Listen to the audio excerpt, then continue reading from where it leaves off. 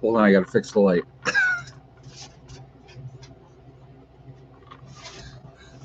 There, that's better. It was tilted. The light was tilted up. Good evening, everybody. I hope everybody is doing well.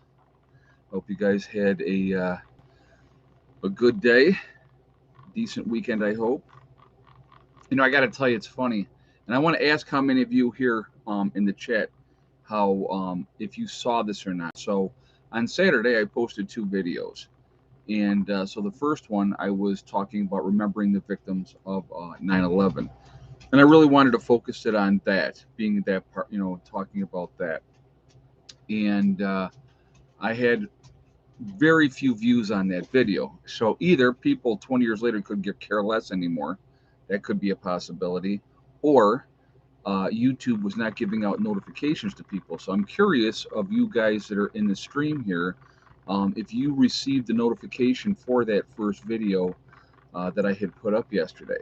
So Treasure Seeker said I saw both. Okay, that's cool. Well, like I said, I was really surprised how low the viewership was on that video.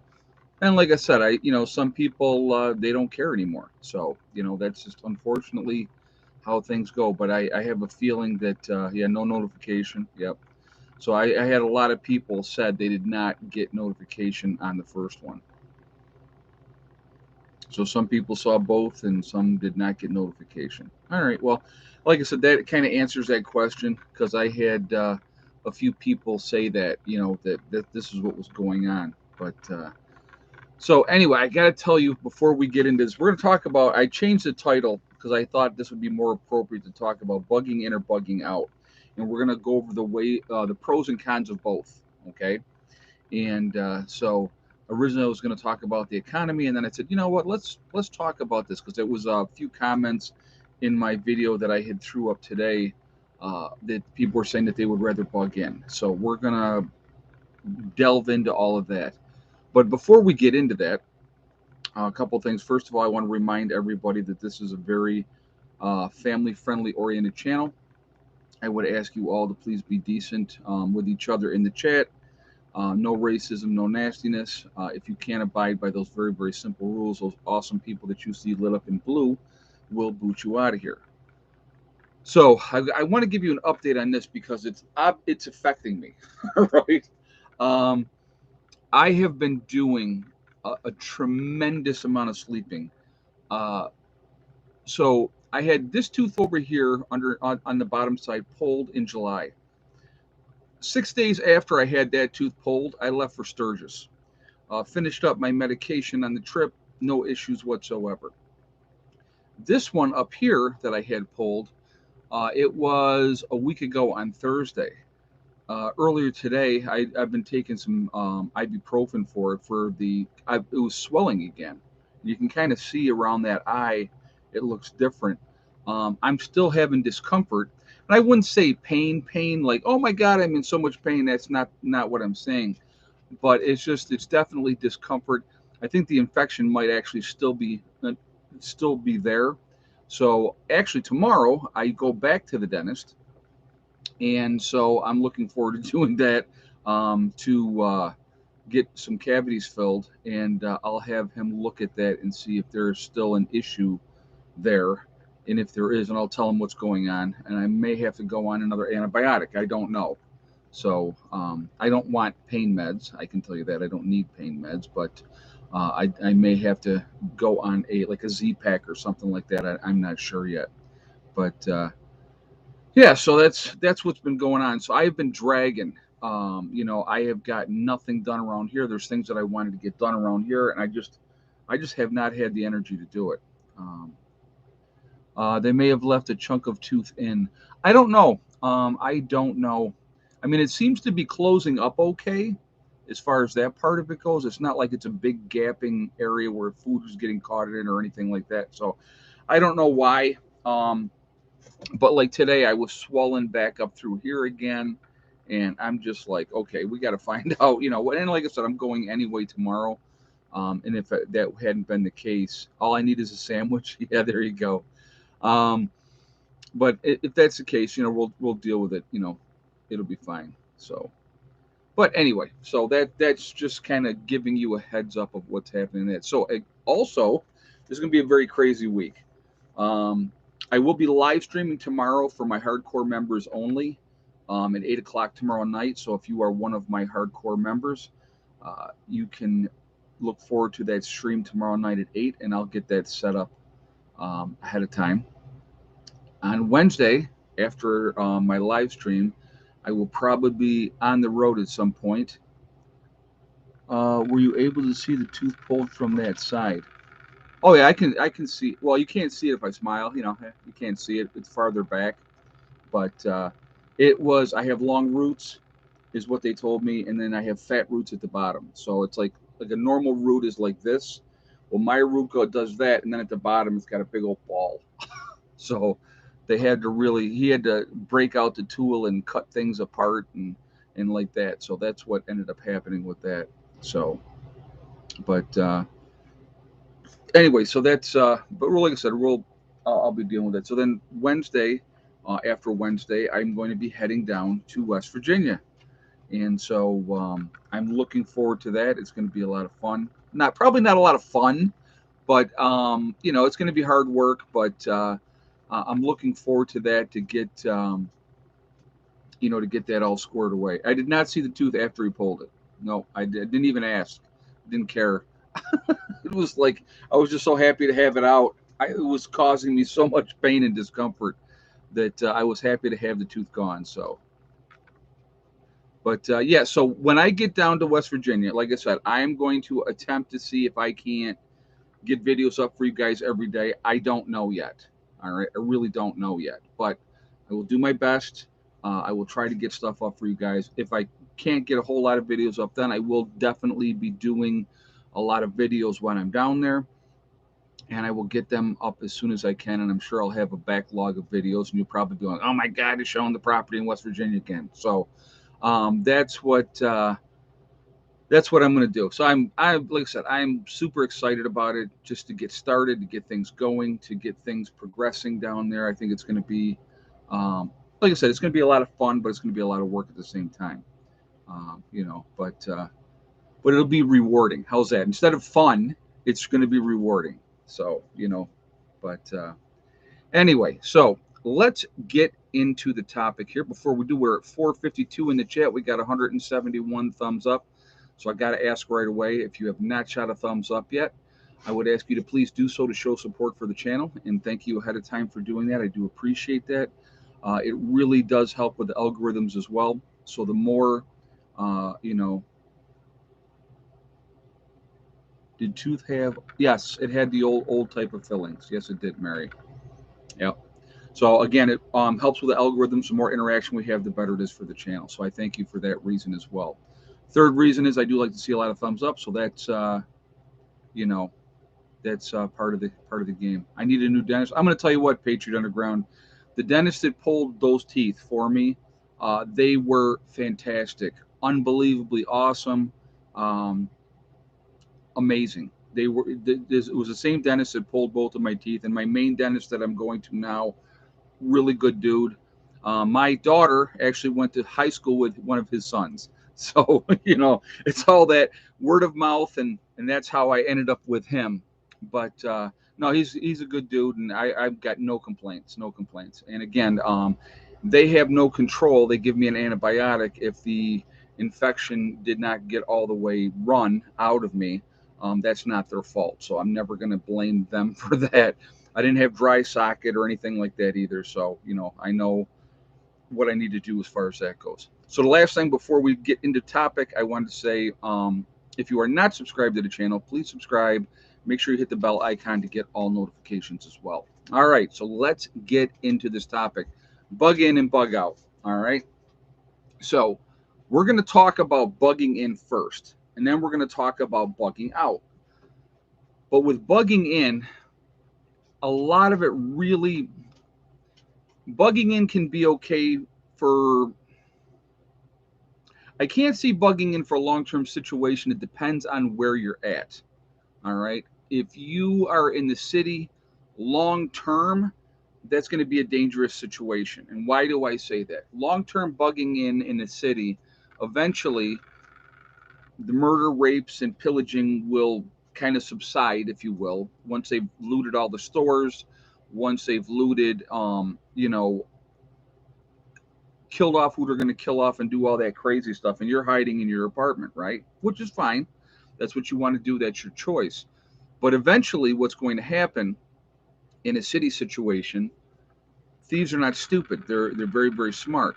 They're going to go from apartment building to apartment building to apartment building, and they're going to go from apartment to apartment to apartment, and they're going to look and see if there's pills, if there's food, if there's alcohol, whatever they can use to survive. Okay, like you mean like living in Los Angeles today? Oh my God, that's funny.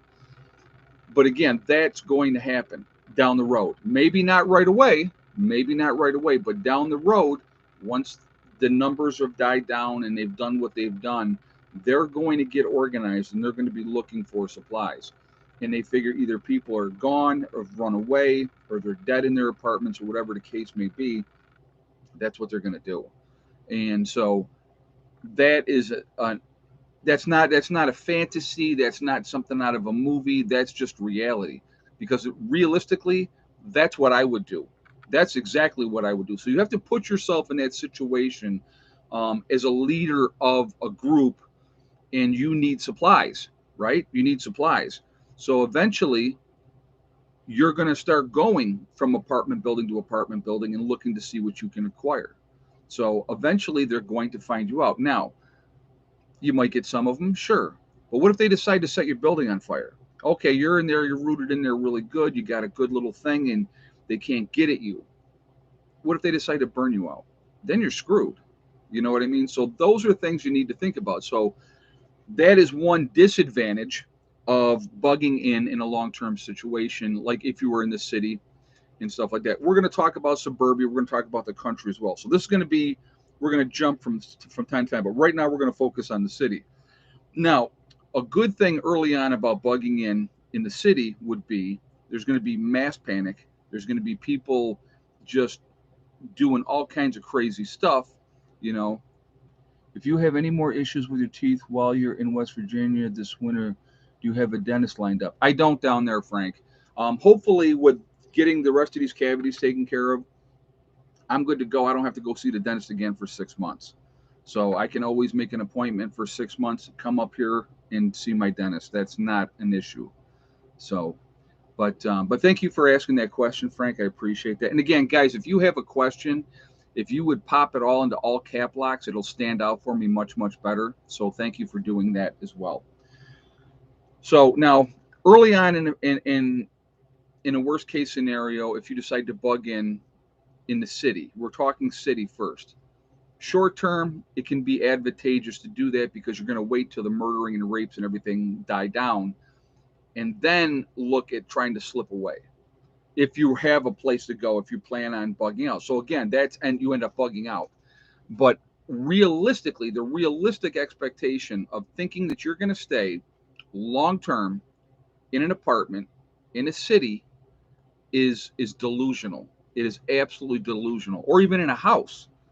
If you live in a house in the city, same type of situation, because eventually they're going to go house to house, apartment complex to apartment complex, and they're going to look and see what they can find. And that's just the reality of that.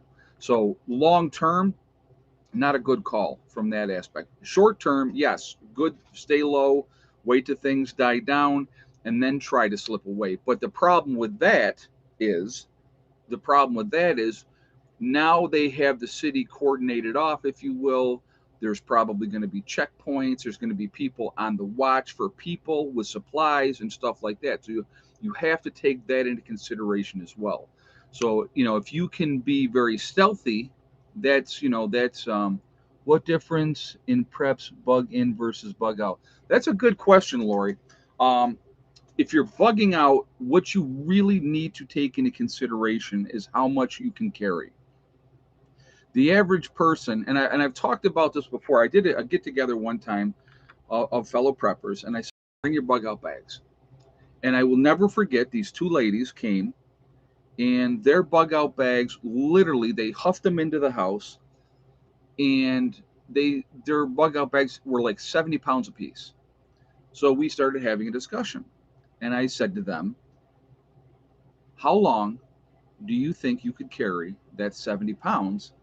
And have you been practicing carrying that 70 pounds in any way, shape, or form?" And neither one of them had. And I wasn't trying to belittle them, I was trying to make them realize the situation. Within sight of less than a mile, they would start dumping stuff out of that bug out bag. That's the reality of that. My suggestion to somebody, if you are going to have a bug out bag, you want to keep it less than 25% of your weight. So if you weigh 200 pounds, okay, if you're a man and you weigh 200 pounds, keep that bug out bag at around 50 pounds, because long term, carrying that is going to be ridiculously hard on you, on your body, especially if you're not used to it. If you've been practicing and if you're in phenomenal shape, you know, different situation, but the average person is not in phenomenal shape. So that's something that, and yeah, and 70 pounds was way too heavy. So they saw that and they realized that that was a mistake. But the thing of the get together, what we were doing was sharing ideas of what we had in our bug out bags, critiquing each other, and not criticizing. You know what I mean? Not being critical. Oh, well, you're stupid because you did this. No, it's a matter of prioritizing, and it's tough when you start figuring, okay, I have to prioritize what I'm going to take with me, what's going to be, and weight is always going to be a factor. Now on top of that, so let's say I have 50-pound bug out bag, right? Now, not only that, I may have a rifle, I may have a pistol, I may be having to carry ammunition on top of that as well. So there's even more weight, and those are things you don't want to throw off to the side down the road. So again, all these things are factors in what you're going to do, and you have to think about that ahead of time. Trying to keep it as lightweight as possible is a smart thing to do. It just really is. Okay. So, but that, I hope that answers that question. With, like I said, so that's bugging in the city. Let's go to suburbia.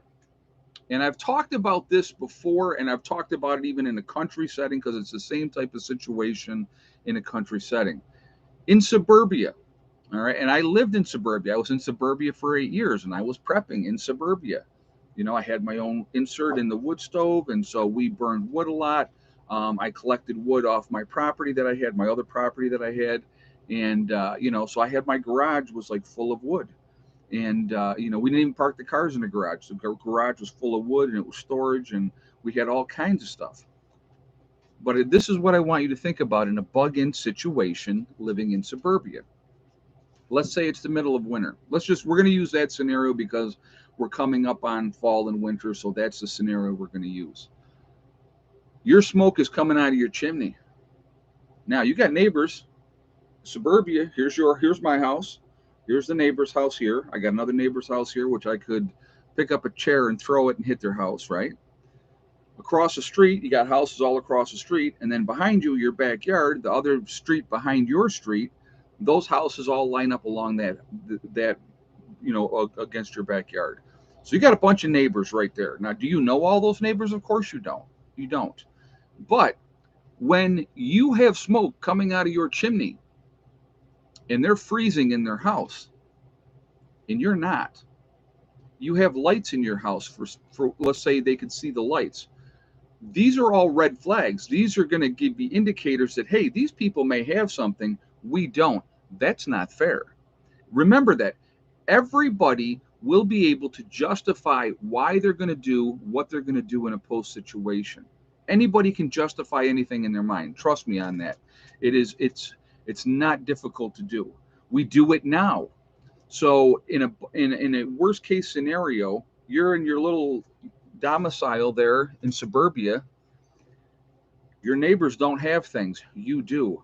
Either you're going to help them, number one, that's going to be your option, or you're going to have to defend your property from them. Again, high probability of you not making it, especially if they do an armed attack and a group of them get together and come at you, or they can burn you out. All those type of things, again, are real possibilities are happening.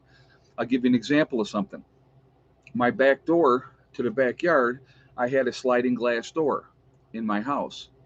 How hard would it be to pick up a rock, throw that rock through that sliding glass door, right? And they're in.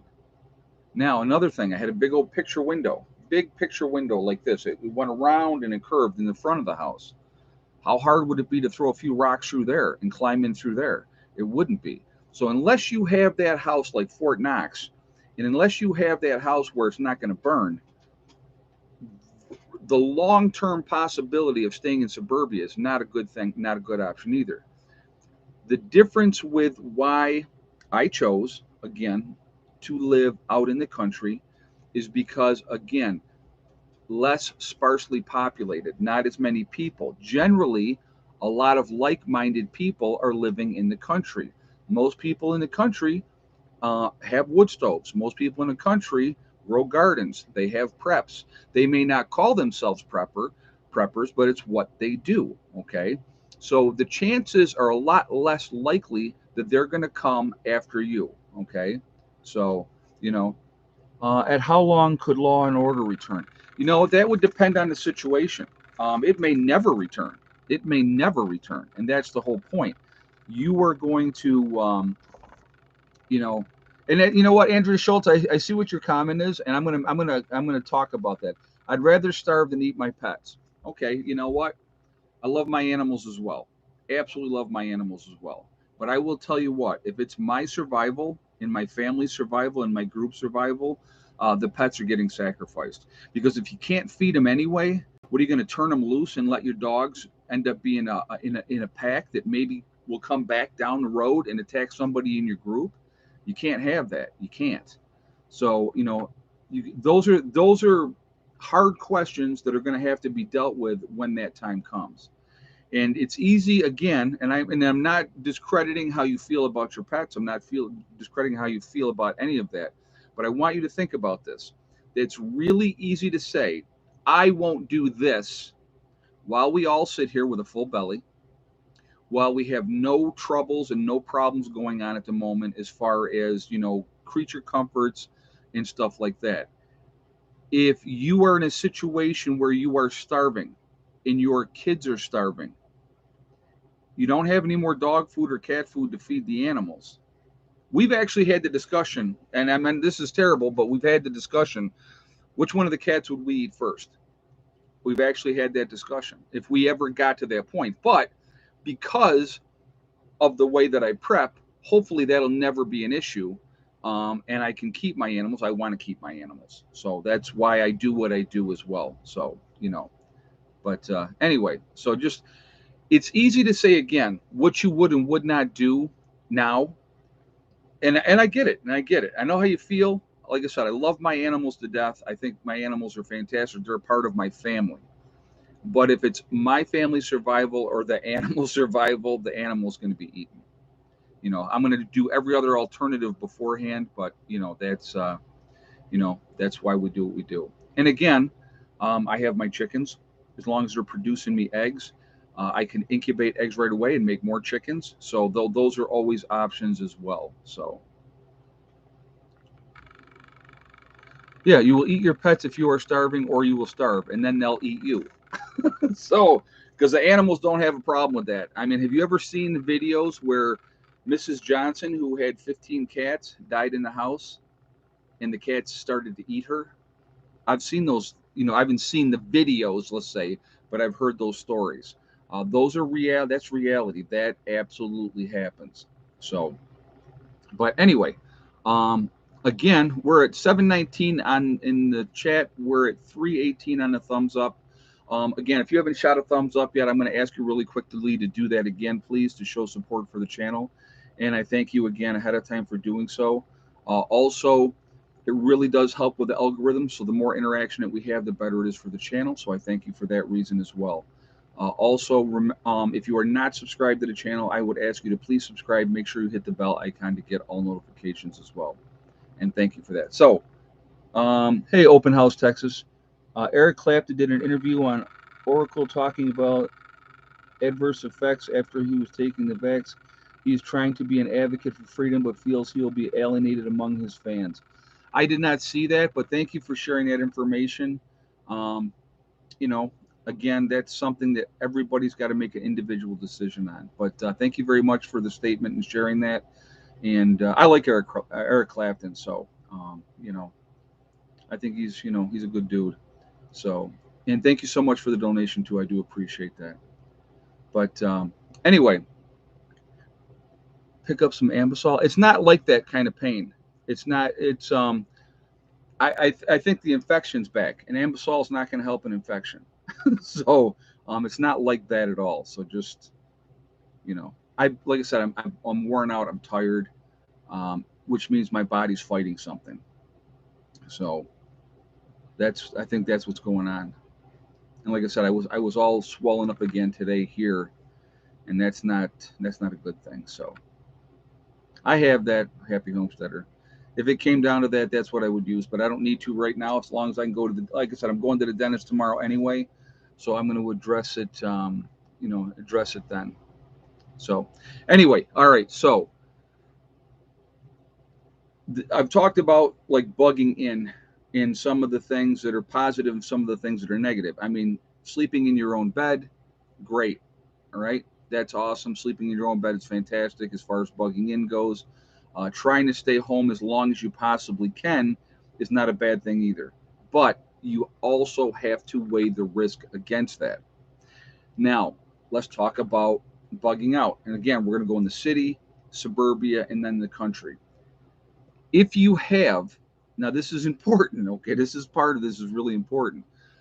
If you have a bug out location that you can go to, I personally, especially if you live in a city, at the first sign of trouble, go to that bug out location as soon as you possibly can, even if it's a false alarm. Even if it's a false alarm, and you just drove 4 or 5 hours to XYZ location because of what was going on, right? It's going to put you, you're going to learn if it's a false alarm, you're going to learn what you did wrong, what you need to do better, what roads to travel, what roads not to travel. All right. So that's number one. Number two, getting out of the city as quickly as you possibly can is the smartest thing you can possibly do, in my opinion, in a bugging, a grid down situation or any kind of major event where the end of the world is as we know it has just happened. Cities are going to be one of the most dangerous places you could possibly be. So if you have a bug out location that you can go to, I would recommend a couple things. I'm going to talk about them right now. Number one, at said bug out location, have ample supplies at that location. Now, do you just keep the house of? So let's say you've got a cabin. You got a cabin. You're going to just fill that cabin up with supplies and just leave it there? No, you can't. You can't do that because somebody else will break in there and they will steal your stuff. That's the reality of, unfortunately, of this day and age. But if you have supplies in caches buried at said location, all you need to do is get to that location and you're going to be okay. All right. So though that's important. Now, if you can have somebody living full time at the bug out location, that is optimal because then you can just stack everything all over the place because somebody's always going to be there. So that's something to think about as well. All right. You had a conversation. Was talking to one of my subscribers the other day, and actually he's going to come and visit when I go down to West Virginia this coming week, and he's in Virginia, and so we were talking, and I was saying to him, if you have to bug out, and I want you guys to think about this for a second. One thing that we have in life, the one thing that we have in life is hope. We have hope. If you have a reason, if you say, okay, end of the world has just happened as we know it. You're in the city, suburbia, wherever you are. If you say to yourself, okay, if I get my wife and my children to this bug out location, I know we're going to be safe. That gives you hope. That gives you a reason to continue on. When all hope is lost, you just keep saying to yourself, if we get here, we're going to be fine. There's already people there. The rest of the group is going to be there, and we're going to work together, right? That gives you that hope, that determination, that reason to continue to strive on for those reasons. Okay, if you're bugging out of the city because you have to bug out now. It's not safe to be there anymore. Now you have to bug out, and you have no place you're going to know where you're going to go. That's really disheartening because you don't know where you're going to go. You don't know, and that's scary. JJ said, do a dry run on a Saturday or a weekend and figure out the best routes to take with least resistance. And the other part of that, too, stay off the main roads. Stay off the main roads. Doing test runs is a smart thing to do. Have 2 to 3 different routes that you can take if there's issues along the way. You're going to want to try to avoid big towns. You're going to want to try to avoid small towns. You want to avoid towns altogether if you can. So if you can find alternate routes around those towns, that's what you do. It may take you longer to get to your bug out location, but you're going to probably be safer in the long run. And those, again, those are test runs. Those are ways to figure stuff out. So it's really a good way to do it. But you better have some kind of a game plan. Absolutely, really important. So really quickly, I'm going to mention my website. We're going to get that out of the way. PrepperNurse1.com. We have the Prepper Nurse One community there, which is a resource that we set up for you guys to connect with like-minded people. It is free to join, but you do have to register, but no credit card information is asked. So PrepperNurse1.com, you'll see Prepper Nurse One community. Click on that, register, go in there, check out the message boards. If you're trying to connect with somebody in your state or your country, it's a good way to do that, okay? Also on my website, we have the Forefathers, which is the CBD and hemp store. So if you go to my website, again, PrepperNurse1.com, you will see the Forefathers logo. You click on that, it will take you to their website, and you are able to purchase whatever you want there. When you check out over there, if you decide to make a purchase, make sure you use the discount code PrepperNurse1. You'll save 15% on your purchase. The last thing I'm going to mention, on my website, we have the Legacy freeze-dried food, which is a long-term food storage. Go to my website, PrepperNurse1.com. You'll click on store. It will drop down. You'll see Legacy Foods. You click on that. It will take you to the store within the website. Now, I have been talking about this for the last 2 days in a couple videos. At the end of this month, I have to increase all the prices. All the prices are going higher. So I would encourage you, if you were thinking about getting long-term freeze-dried food, now is the time to do it before the prices increase. Definitely take advantage of that. Okay, so I'm just putting it out there for you guys. You can do whatever you want to do, but the cost of it will be going up as of the 1st of October. So 25 years shelf life, GMO free, made in the United States. It is vegan. There are beef and chicken options that you can buy separately. Also, there is gluten-free options for those that need it. It's a good thing to have, and again, it should be in your preps with other things as well, dried good, canned good, stuff like that. Now, I had somebody made a comment. I wanted to discuss this really quickly. Somebody made a comment that they said that a lot of preppers are encouraging people to load up their freezers. Never going to do that. Never going to tell you to load up your freezer, because I think that that's folly. I think that's a mistake. Unless you have an off-grid system like mine, where you can continue to run your freezers and those type of things, then go for it. But if you got a backup generator and you are counting on that backup generator to keep that freezer nice and cold, you're going to run out of gas pretty quickly unless you have an unlimited supply of gasoline. Those are things that you got to think about. So to me, dry goods, canned goods, long-term food storage is the way to go, because it's not going to need refrigeration. Just something to think about. Yes, there's another hurricane brewing in the Gulf, and I think this one is going to hit Texas this time. So I did see that, and they're talking about Texas is going to get heavy rains. They don't know what category it's going to be yet, so that'll be something to pay attention to. And you still got the one out in the Atlantic Ocean. I think it's the Atlantic Ocean that's churning out there, that they don't know, but they don't know where that's going to turn yet either. So, and I think that one's a pretty good one. It's like a category 3, if I'm not mistaken. So those are definitely, again, those are things to pay attention to. But I have a solar generator for the freezer. It's not a bad thing to have, but with that, you got to have sunshine. You got to make sure you're getting plenty of sunshine. And if you live in the Northeast, anybody that lives in the Northeast knows, we do not get a lot of sunshine up here in the wintertime. So something to think about. But anyway, so let's continue. So what are we at? 7:33 in the chat. We're at 4:07. Again, just real quick, If you would shoot a thumbs up, I would appreciate that. And thank you to show support for the channel. We won't go through all the rest of it, but I'll just ask you to shoot a thumbs up to show support. Suburbia. Let's talk suburbia. Now, if you're living in suburbia, again, you may want to hunker down for a short term. I don't advise it. And the reason that I don't advise people bugging into their homes or to their apartment long term is because it gives time for the bad guys to get organized. So if I'm a bad guy and I want to control an area, you control the roads, right? You're not going to be able to get in your car, load your car up, and drive down and get to wherever you want to go after you've bugged in for 2 months. It's not going to happen. You're going to run into resistance because these people are not stupid people. There's probably stupid people in the grouping, but there's some pretty smart people. They're going to get pretty organized pretty quickly. So you need to think about that. That's why, again, I absolutely recommend bugging out at the first opportunity that you can. Now, in a post event, will there be a lot of supplies and a lot of things that you can use in those cities, in warehouses and stuff like that afterwards? Yeah, there will be. But is it worth the chance of risking your life, your children's life, your wife's lives? I don't think so. And that's kind of where I stand with that. With proper planning ahead of time, you can put yourself in situations where it's going to be a much better situation for you.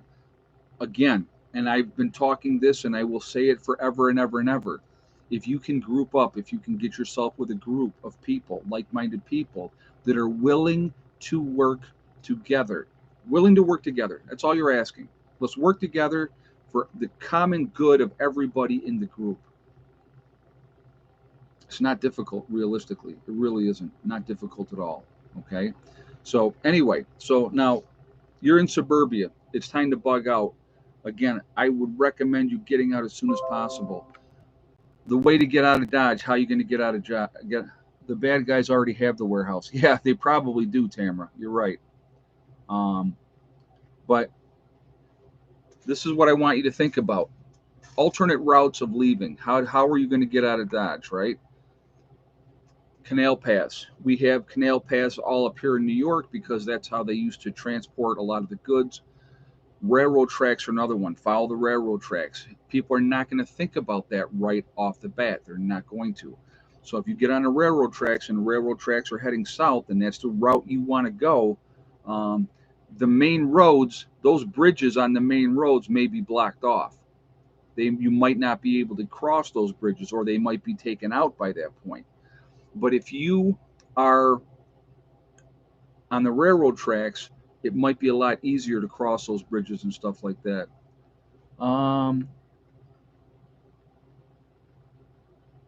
Tony Rico, I'm not going to ever be discussing that situation again. So just, you might as well just stop asking. So that's all I'm going to say about that. I'm not going to be discussing that situation. So anyway, but anyway, with getting out of Dodge, it's a smart move to do. As soon as you can possibly do it, I encourage you to do it. Again, get a bug out location or get a group. Get together with like-minded people. Find a place where you can go, that you're going to have people that are going to have you. I want you to think about this. This is something I really want you to think about. We go to bed at night now, and you lay down and you go to sleep, and you sleep like a baby. Probably a lot of you do, right? Because you don't have to worry about stuff other than normal everyday things that we consider stressful. In a SHTF situation, every time you go to sleep, it's going to be a dangerous situation. You're not going to get regular, proper sleep unless you have a group of people that you trust, that you know are going to have your back. That's the only way you're ever going to get any kind of sleep. The only way you're going to get kind of sleep. So the people that are coming after you or coming after your stuff, you got to realize, again, they're going to be sleep deprived. They're probably going to be sick. They're not eating properly. The weather is going to definitely be a factor in affecting them. So if you are well rested in your bug out location, warm and dry, well fed, because you've prepared properly ahead of time, it's going to give you that much more of an advantage because your mind is going to be clear. Theirs is not. And I'm going to tell you what, um, think about if anybody's ever gone without sleep. Okay, I'll give you a great example. Let's talk about going without sleep. Anybody that has children, when those babies came home from the hospital, now I know with our situation with me and my ex wife, we had twins. So my first experience with dealing with babies at home was two, not one, it was two. I will never forget the first 6 weeks that my children were home. And the way that my ex and I did it was one night I would take care of Eddie, the next night I would take care of Heather. So we just rotated every night. So then that way the babies bonded with both of us. And I remember the first night that I slept for 4 hours straight. Now think about that. I want you guys to think about that. The first night I slept for 4 hours straight and I woke up and I felt refreshed. That's crazy. Crazy. But that's how it will be. You will not be functioning. You will be in a fog. You're going to be overtired. You're not going to be making clear and rational decisions if you are completely like that, and then you're dealing with a worst case type of situation where most people are looking to do you harm, take what you have, or hurt the ones that you're with. So, though, that is a huge, huge weight on people. And I want people to really think about that. And that's why I will always encourage you guys to get out there, group up, find people that you can trust, people that you can work with. And if you have supplies on site, all right, you have supplies on site, something goes down, all you have to do is get there and you're going to be safe. That's huge. That's huge. It gives you the will to live, the will to go on, and knowing if we get there, we're going to be in good shape and, we're going to be protected. And the thing is, like I said, safety in numbers is huge. And the more isolated your bug out location can be, the better it is. Uh, you know, so something to think about. Something to think about. Why is finding a community so difficult? Authentically me. You have to see. Here's the with that, and this is the problem. You have so you hear all the talk. Oh, extremist groups, right? You hear all that all the time. Are there extremist groups out there? Yep, there sure are. With every color. Every color has extremist groups. So don't think it's just all those crazy white folks up in the hills, okay? A lot of extremist groups out there. And they have an agenda and they hate people in general because they hate themselves or whatever their issue is. You have to try to locate and get together with like-minded people, people that share the same values that you do. You don't necessarily have to share the same religion, because you're going to always find there's going to be a different collective mix as far as religion goes. But if you can be on the same mindset of, okay, our goal is that we all survive, we work together, uh, you know, we're going to put in big gardens, we're going to work together and stuff like that. That's what you want to try to find. And that's my advice to people. And it is difficult.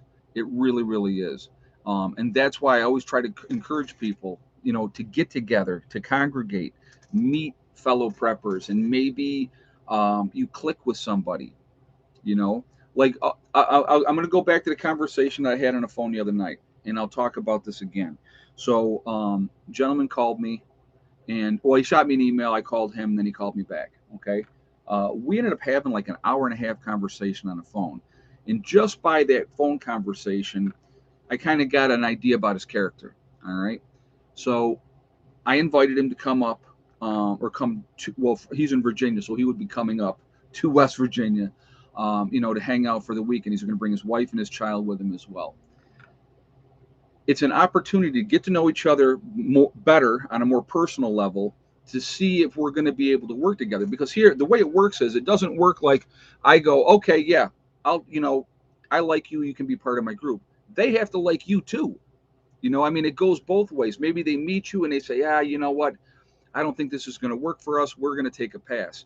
That's going to happen. Or you're going to be the one that says, yeah, you know what? I don't think this is going to work. Now, when you have several members of your group together and you're bringing in different people, you want to watch how are they interacting with the other members of the group, not just you, but the other members of the group. How are they interacting with them?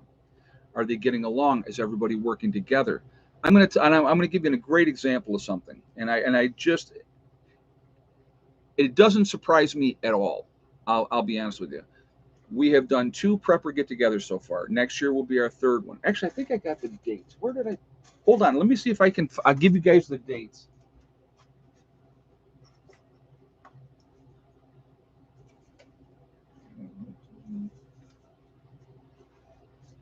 Actually, I'm just going to grab my phone, and I will tell you. We're going to go right to next year, and I'm going to tell you the dates of the prepper get-together. But the point I wanted to make was this: when we did the prepper get-together, and people camped out on Greg's property, and when both days the events, everybody got along fine. There was no issues. Nobody was fighting. Even in the evening when people were drinking and stuff like that, no issues whatsoever. No issues whatsoever. Hold on a second, guys. Let me just go to.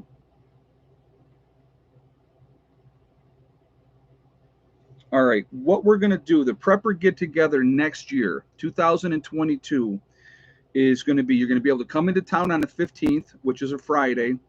We're going to do the entire event on Greg's property next year. The entire event will be at Greg's place next year. We're going to do the 16th and the 17th. We would just ask people that if they were going to stay, that they leave by the 18th. Okay? We're going to leave by the 18th. So it's going to be the 15th. You can come in, set up camp, first come, first serve. Um, Greg with the ponytail, guys. My neighbor behind me. We're going to be let's see. So campsites are going to be first come, first serve. We're going to be getting campsites together. Dennis has been up there working on stuff, and so we've been getting that together. But that's what we're going to do. So July 15th, 16th, 17th of next year is going to be the prepper get together. We're going to do the entire event at Greg's property. Hopefully, we're going to have some music, and we're going to just have a great time. So that is that's where we're at. All right. So I hope that that helps clear that part up. But the point I was going to make was when we did this get together, it was such a brother and sisterhood, and everybody got along, and people from all over different parts of the country. We had people, Texas, we had people from Indiana, New Hampshire, Virginia, Tennessee, West Virginia, Pennsylvania, Connecticut. I mean, all over the place, all over the place. Came together, got along, talking. You know why? Because we're all like-minded. We were all like-minded, and it was amazing how well that you can connect with people like that. Again, as you guys may know, or maybe you don't know, I will be going to Pinball's get together. That's October 16th. He is doing a get together down in Tennessee. I will be there for that get together. Again, to me, it's another opportunity to connect with like minded people who want to work together, who would like to be part of a group or a community, and and work on things. So that's where I'm at with that. But I'm telling you what, it's something that absolutely can work. People can live in harmony, in peace, and have a common goal. Like one of the things that I was talking about with the gentleman that I was talking on the phone, I said, let's say we got Mrs. Smith, the little old lady. She needs her wood for the winter. So we go, okay. So we get a bunch of guys, and on a Saturday, we all go out and we get her wood, process it, stack it, and then Mrs. Smith's wood's ready for the winter. Do we want something out of that? Nope. We do it because it's the right thing to do. Those are the things that I'm talking about. Somebody needs to have a roof put onto their place. We get together as a collective, as a group. We put that on there. We work together because it helps everybody. It helps everybody. So that's kind of where I'm at with that. So just that's and you know what? Call me a dreamer, but I absolutely think that that could happen. I think that that could work, and I think that if you've got people working together, I think it's a way to do it. you know. So anyway, I know we're way past egg count time, guys, so we're going to do that really quickly here. Before we do the egg count again, we're at 750 in the chat. We're at 500 on the thumbs up. So I'm going to ask again for a thumbs up if you have not shot one. I do appreciate it to show support for the channel. Also, again, it really does help with the algorithm. So the more interaction that we have, the better it is for the channel. It pushes us up higher in the rankings. And they've been kind of suppressing my views lately a little bit, as you guys know, that aren't getting notifications. So I ask you to do it for that reason as well. I also like to see a lot of thumbs up. And I would ask you, if you are not subscribed to the channel, to please subscribe. Make sure you hit that bell icon to get all notifications as well. So, all right, so go ahead and make your guesses.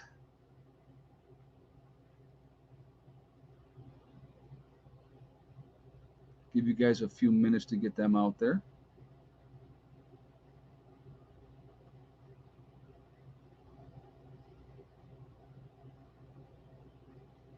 All right, if you had the same exact guess as Sunny with 5 eggs, that's where we were at today. And Thick Neck did lay today because she did not lay yesterday. So, but yeah, we had five eggs today. So, like I said, whatever they give me is fine. I'm happy with that. I don't complain. So we get plenty, you know. So, I mean, with the younger chickens, I think they're definitely starting to lay more, which is good. I think, like I said, some of my old girls, I think they've already retired. They're not laying. So here's the reality. Let's talk reality a second. SHTF happens tomorrow. What am I going to do? Right? We know it's the end of the world as we know it. The end of things, nothing is going to ever be the same. It's over with, blah, blah, blah. The first thing I'm going to do is I'm going to go out to that chicken coop. All those older hens, gone. The 2 extra roosters that I got, gone. They're going in a stew pot or freezer camp. That's what would have to happen with them. Okay. Heather's sleeping right now, guys. So I'm not going to go wake her up, just so you guys know. But normally she would come in with Stella and say hello, but she's sleeping. But that was what would happen first. And why would I do that? Because I know those older hens are not laying, number one. Number two, the feed that I do have has to stretch out and last longer. So I have to make sure that the chickens that are going to give me eggs and be viable, those are the ones that I definitely want to make sure survive. And so that's what has to happen. So you cut down your flock, you get it down to your younger chickens, and that's what you do. And now you've got some more meat to eat. So the second thing I do is I take 2 dozen eggs and I put them in incubators and I start getting them going because it's going to be 21 days before we have chicks. So that is another thing that I would be doing. Again, those are things that you have to think about. You have to plan for. You have to plan ahead for. So, well, I'll show you real quick, guys. Of course, who's up here with me? Mr. Max. He is my loyal boy. Now, I will tell you this, with going down to West Virginia for the winter, he is not going to like that. I can't take him with me, and I'm going to tell you why. When we moved out here, Max was a few years old, probably about 2, I think, something like that. He freaked. I mean, he like freaked out. I never seen a cat like not adjust well at all. It took him about 3 weeks before he started getting, settled down. So it was not a good situation for Max. So I'm not going to transport him, first of all, in a car or on the truck, I should say, for that long of a drive, and and try to get him to adjust to a new location. This is their home. They've been here 7 years. You know what I mean? So, but I do have an incubator, Candace. I have 2 of them. Both one will hold 12 eggs. So, yep, I do have the incubator already. But anyway, so bugging out versus bugging in, there's pros and cons for both. There may be more resources in the city, maybe more resources in suburbia, in that type of situation after an event. Because if you're one of those people, and I love these people that say this, well, I'll just go off into the woods and survive. Yeah, good luck, because that's not going to happen. Unless you are an experienced hunter, trapper, woodsman, or woodswoman, your chances of lasting long term in that type of a scenario are not real high, not real high at all. So, but you know, it is you have to have a plan. That's number one, and I encourage you all to have a plan. And the less people that you are around, the greater chances of survival you're going to have in the long terms. In the long term, and I want people to remember this too. If you're coming from the cities, people in the country in a post event are not going to welcome you with open arms. They're just not. It's not going to happen. I could absolutely see small towns closing off themselves, walling themselves in, and not letting people in. I can see that happening. That's reality. Because when it comes to survival, they're going to look out for their own first, and their own is the people that they've known. When you go to town, and everybody knows you, and they say, "Hey, Charlie, how are you today?" And you go, "Hey, Charlie, what's going on?" That's who's going to watch out for each other. They're not going to look. They're not going to look favorably on strangers coming in. They're just not. That's reality, and people need to take that into consideration. So if you have some place that you want to get to in that first 72-hour window, which may not be a 72-hour window, it might be a 12-hour window. You need to do that as quickly as you possibly can. Get to the people that are going to 90% of the people who bug out to the woods will die. Yeah, because they don't know what to do. They don't know what to do, especially city folks. First of all, city folks aren't going to bug out to the country. I'm telling you that right now. I mean, people talk about, oh, the golden horde. The golden horde is going to come out and they're just going to devour everything. No, they're not. No, they're not. For a lot of reasons. People are going to stay with what's familiar. They're going to stay where they're comfortable. So if you're a city boy or a city girl and you've lived in a city your whole life, you're not going to want to come out to suburbia. You're not going to want to come out to the country because it's unfamiliar and there's no lights. There's darkness at night and there's all kinds of sounds in the woods. And, it just, it's people need to think about those things. And again, you're not going to be welcomed with open arms in the city or in the country. You're just not going to be, and especially in a post event. So those are things people need to. Right now, I have, like I said, I have the two extra roosters, and I still got to get rid of them. I just got to do it, and I will at some point. I've tried to give them away. Nobody seems to want to take them, so they may have to go into freezer camp. So it's I hate doing that too. I just really do. But yeah, they're moving to the country now. Brenda Queen just said, yeah, a lot of them are. Brenda, you're right. Anybody that had the money to do it, they got out of the cities, especially New York City with everything that went on there. But where did most of those folks go? Think about that. Let's think about that for a second. Most of the folks that moved out of New York City, they went to Florida. It's the last place. The last place I would want to be in an SHTF situation would be Florida. And I will tell you why. Nothing against Florida. I love going down to visit. I've had a great time in Florida. Florida can be awesome. But you're talking about a very, very flat state with the highest mountain, if you want to call it that, is 400 feet in Florida. You have hurricanes that you will now not know when they're coming because there would not be any indication or notification that they're coming. Tremendously hot, high humidity. So that would be brutal. People will not survive just because of that. I want you to think about this. You look at the number of elderly, and you really didn't hear a lot about it in the news because they don't want to talk about this in the news. But in Louisiana right now, when they had this power outages, and some people are still without power down there, you had a lot of the elderly people succumbed to the weather because it was so hot, it was so humid, and there was no electricity to keep these people cool. So you're going to lose a lot of people for that reason as well. So the other part that is detrimental about Florida, unless you have a boat, there's one way in and one way out. That's it. And I don't like that. I don't like that. So it's not like you can go, well, I'm going to head south and I can go wherever I want down south. Where are you going? Florida's only so big. So those are things people need to think about. So unless you have plans and alternatives and you're ready to go and you can live in Florida and and you can fish and you can have a lot of supplies and you have everything squared away, you're all right. But other than that, yeah, no thanks, no thanks. I wouldn't want to be there.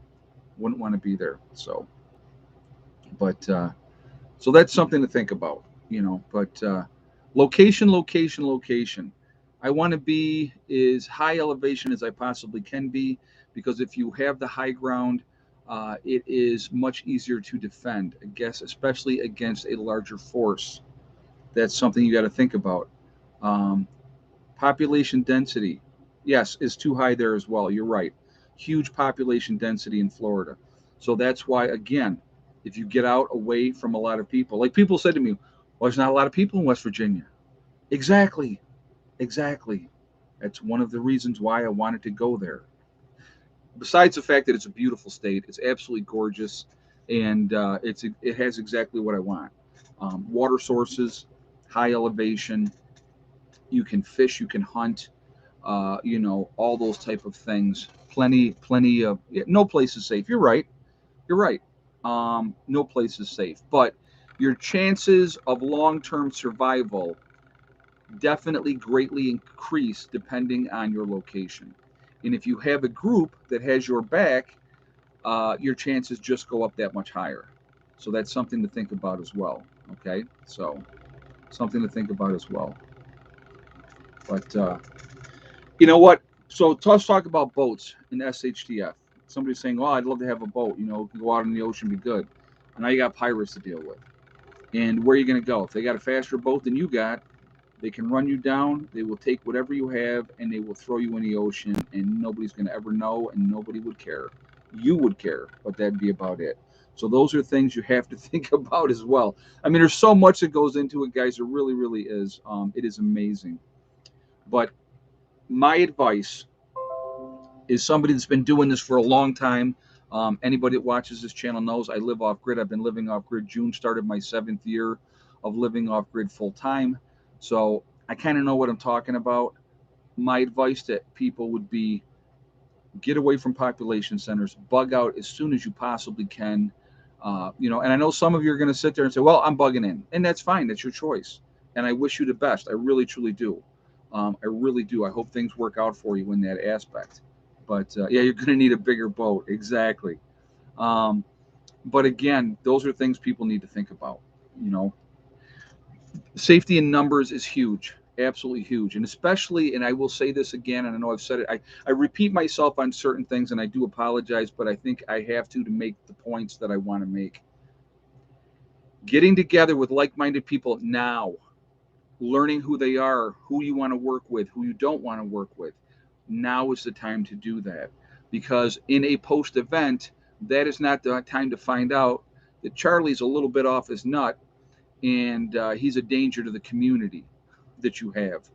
You don't want that. So if you can figure that out, weed people out ahead of time, find out who's going to be the workers and who's not going to be the workers. Because one of the things that I have said, and I will always say this, if you want to be part of something that I'm involved in, everybody works or you don't eat. That includes me and everybody else. Nobody gets a free pass. So does that mean that we make grandma go out there and saw and cut wood? No. There's things that other people can do, especially that are limited. Okay. Older people are really important to your group. And I want you to really think about that because of the knowledge that they have, the things that they've seen, and their minds. As long as their minds are sharp, they can give you really good advice because they have life experience. So those are things to think about as well. But everybody has a place, and everybody can do something that can help out. So, but now's the time. Yes, Renee Silvers just said now is the time to get your circle together. Absolutely, now is the time to do so, and I encourage you to do that. So anybody that's getting together for the get together pinballs here in October, I encourage you to find like-minded people that are maybe even in your state or close to where you are, within a 5 to 6 hour distance. If you're willing to work together, I would encourage you to absolutely do that. Absolutely do that. So, yeah, I am Negan. So yeah, that's fun. All right, let's do this really quickly. Time's getting away. It's really, really getting away. I want to do some shout outs for some other channels really quickly. We have my boy Icky Can up in Canada. I would ask you to please show support for him. Really, really good guy. Um, you know, very low key, but nice guy. JJ will throw that link up there for him. If you would do that, JJ, I would appreciate that. Also, Sean James up in Canada with Myself Reliance and Sean James. He has the two channels. Really cool dude as well. So I encourage you to follow him as well. Hey, Gigi, what will you do if poisonous snakes bite you in West Virginia and you're by yourself? Well, hopefully, I will have a kit with me. I do have kits for snake bites. So I would do that. That would be the first thing that I would do. So yeah, and proper equipment on, wearing proper boots, so that hopefully if you get struck, that they're not going to hit you. They're going to hit you in the boot and not on your pant leg. Gaiters are another good thing to have. So, but snake bite kits are a really good thing to have. So yes, that's. So I already have those. So yes, those are things that I would definitely have with me. So. Um, but I think having gaiters on and then having a good pair of boots are going to make a big difference as well. So just something to think about ahead of time. Again, proper planning, proper planning. So, but anyway, we also have Green Greg's is another good channel. Southern Prepper One, Doug and Stacy. Off Grid with Doug and Stacy, really good channel there. Marfugal News out in Seattle. Real good dude. A lot of good information. Definitely check him out. Magic Prepper, he has another good channel. Definitely support him as well. Let's see. The Angry Prepper, and he's got the Angry Truth as well. He's got the two channels that he's got going there. Let's see. Who else? Pinball, obviously. Another one. Good channel there. Uh, and then we have North Shore Preparedness. 80K Man is another channel. And then we have Wrangle Star. I like Wrangle Star as well. A lot of good information with him. And you have Prepper Princess is another good channel. Tremendous amount of good channels out there. We should all. Alaskan Prepper would be another one. Alaskan Granny. Um, then who else? Canadian Prepper comes to mind. So there's so many channels out there, guys. But I think that we should all be going to these channels, supporting each other, and showing that support. I think that that's important to do. So I'm going to encourage you to please do that as well. Tell them that Prepper Nurse One sent you. Diamond from the Oppenheimer Ranch Project. My Suspicious Observer. Mary Greeley. She's another one. A lot of information. If you're looking for the Yellowstone information, Mary Greeley's your lady. Awesome. Gray Man, yep, another good channel. And I already said Green Greg's. Magic Prepper, I already said him too. So Prepared Mind, yep, he's out in California as well. I watch him occasionally. So there's a lot of good information out there, and I encourage you to check it all out and see what you can find. All right. So what do we get? 607 on the thumbs up. We're at 639 for subscribers still in here watching. So I'm going to ask you again. Let's see if we can get that up over 700 before we jump off of here tonight. So if you have not shot that thumbs up yet, I'm going to ask you to do so to show support for the channel, and thank you for doing so. Also, oh yeah, Bjorn Bull Hansen. Yes, I like him too. I definitely like him too. So again, it really does help with the algorithms as well. So the more interaction, it pushes us up higher in ranking, positive or negative, but we obviously prefer positive. So I thank you for that. Again, and if you are not subscribed to the channel, I would ask you to please subscribe. Make sure you hit that bell icon to get all notifications as well. I'm always going to continue to push for you guys to continue to get ready. Every day that we get is a bonus, in my opinion. Because we just never know when that's going to happen. So there was all the talk, 9/11. Oh, the big event's going to happen 9/11. I didn't think there would be any kind of big event that happened on 9/11. It doesn't work that way. You're not going to get that kind of warning. You're not going to get that, well, on this date, this is the date that something might happen. It'll just be bam, and that something's going to happen. That's how it'll go down, unfortunately. So I want people to be prepared for that and think about that. Hey, Asif, busy on call this weekend. Better late than never. There's nothing wrong with that. Nothing wrong. I understand. It happens. Busy guy, being a doctor. He definitely a busy guy. Thank you so much for the donation, and I'm glad you were able to jump in here even though it's late. So, but again, yeah, they want to catch you off guard. They want to catch you when your guard is down, when you're just going about your business, doing what you always do, and they want maximum body counts. That's what they're looking for when they do these type of events. So, again, know your location, know your surroundings, pay attention, situational awareness. I don't care where I go. I'll give you an example of something. Whenever I go to a restaurant and I'm going to eat in a restaurant, I always have my back to the door, so I can see who's coming in, who's coming out, what's going on around the restaurant. I position myself in a position so I am aware of what's happening, where the threats would be, where the exits are, how do I get out of there in an emergency situation. Those are all things, and it's just instinctual. It's what I've always done, because you never know. Whenever a lunatic is going to do what they're going to do, you never know when that's going to be. So being prepared for that is really important, and I would encourage you to do the same thing. I used to tell Heather all the time, because she would walk, back and forth, and I would say, listen, if a car pulls up, and I said, don't put your headphones on when you're walking back and forth there. You take them off, you pay attention to what's going around you. If a car pulls up and a guy pulls a gun out and says, get in the car, I go, what are you going to do? She goes, I'm going to run. I said, exactly, because that's what I told her to do. You never get in that car, because if you get in that car, nobody's ever going to see you again. But if you run, he's most likely not going to shoot you. And if he does try to shoot you, he better be a really good shot. So, and then you just get out of Dodge. And that's important. Those are things you need to be teaching your children. What do you do in certain situations? It's not pleasant to talk about those situations, but what do you do? For the ladies out there, here's a bit of advice for you guys, okay? Think about this. And I mean, that sounds disgusting, but it works. Rape is not about sex. Rape is about power and control. So if you have somebody that's trying to rape you, what should you do? Now, first of all, if you can scream fire, then obviously you scream fire. You don't scream for help, you scream fire. All right. Second thing, what you do is you take that little finger and you stick it down in the back of your throat, and you throw up all over yourself and all over them. The smell alone will kill any desire any male has from that alone. So think about that. That could save your life. That could save you from being a victim. And these are just a couple of tips, but there's so many things that you can do to help yourself in situations in our society today to keep you safe. So think about that.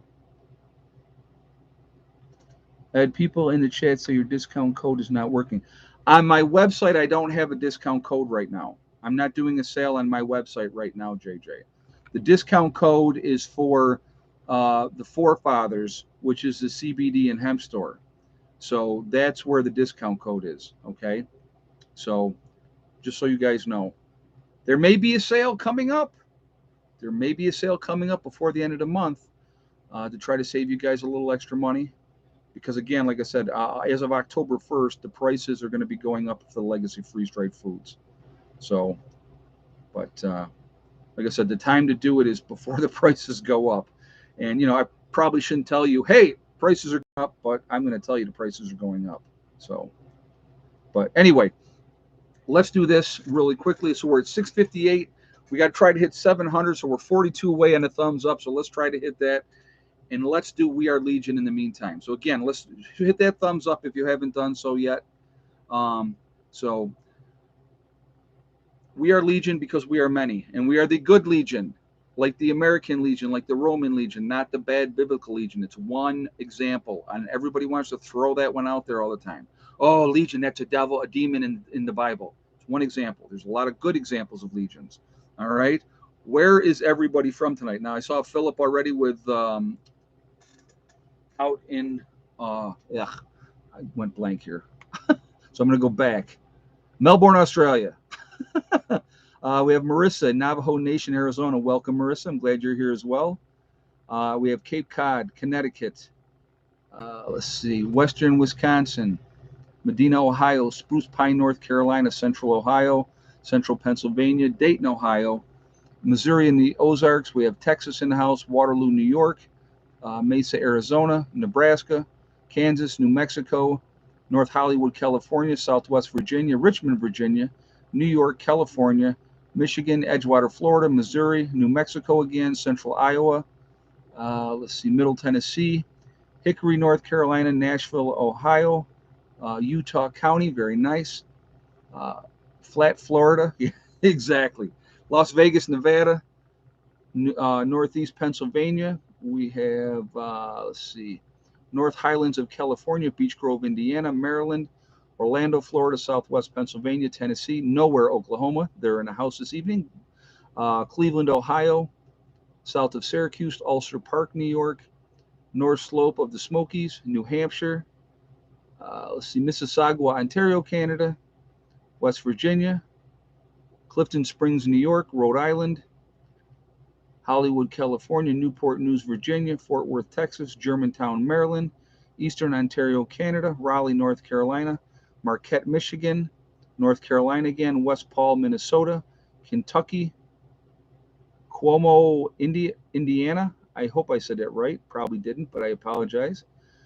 Connecticut, Western Maryland.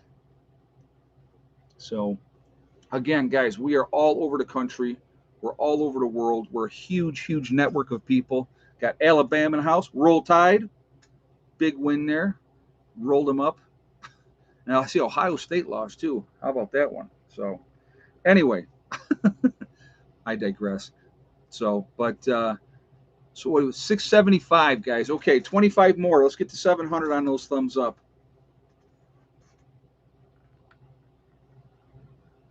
Kokomo, is that what that is? I don't know how it's pronounced. Burnsville, North Carolina, South Carolina, so Kentucky. We're the ones that can make a difference now and in a post event. We are the ones that truly can make a difference. I tried the code twice, it did not work.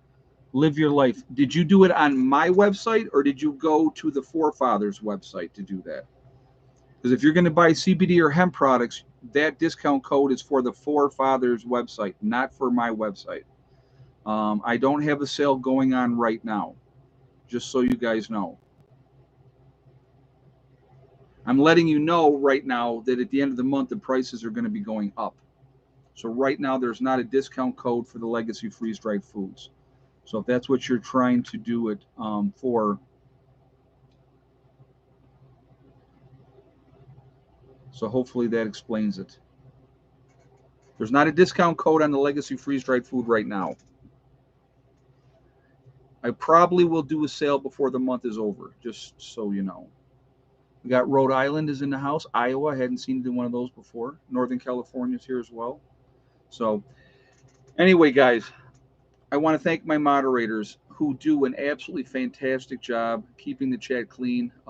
Ladies and gentlemen who moderate for me, you're the best. I appreciate that. You guys are amazing. All of you that are watching, you're very much appreciated. I thank you all for being here and being part of this. It really means a lot to me. And, it's why I'm here. Is Legacy Food organic? It is. It is vegan. You can meat options are available separately. It is GMO free. There are gluten options available as well if you're interested in the Legacy freeze dried foods. Okay, so just putting that out there. So, um,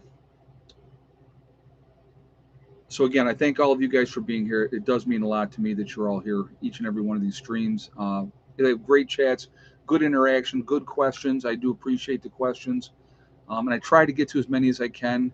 I know when I get rolling talking, I don't always get it out there. But I want you guys to remember, we are all in this together.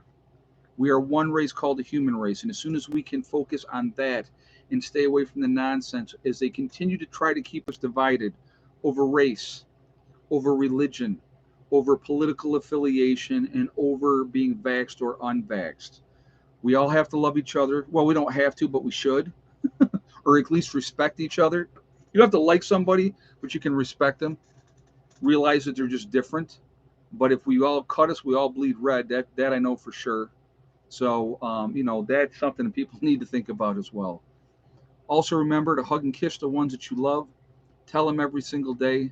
Tomorrow's not guaranteed. We never know what's going to happen in life. But, you know, telling the people that you care about every day how you feel, I think is hugely important.